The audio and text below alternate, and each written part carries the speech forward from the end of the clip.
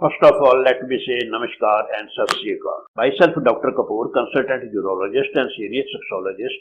I am serving the community from the last 43 years. You can click the link in the description or visit my website drkapoor.in to get the total information about our expertise. Friends, I am here before you just to tell you that I am coming live on coming Saturday at 9:30 p.m. to reply the answers of my guys, of my friends, of my community. You can ask any question that is pinching in your mind, that is disturbing your mind, your peace of mind about the Chipchipa Pani or Precum or pre-ejaculatory fluid. There are so many questions guys ask me on WhatsApp, on email and on phone calls. They usually ask how to stop the Chipchipa Pani, how to stop Precum. Is this a disease or it is normal? Pregnancy can be possible with this Precum.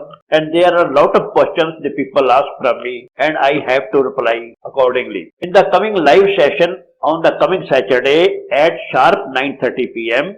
you can ask any question. You can talk on any topic about the Chipchipa Pani, Precum or pre-ejaculatory fluid. I will reply all your questions. So please wait me getting live before you at 9:30 p.m. on coming Saturday. Thank you very much.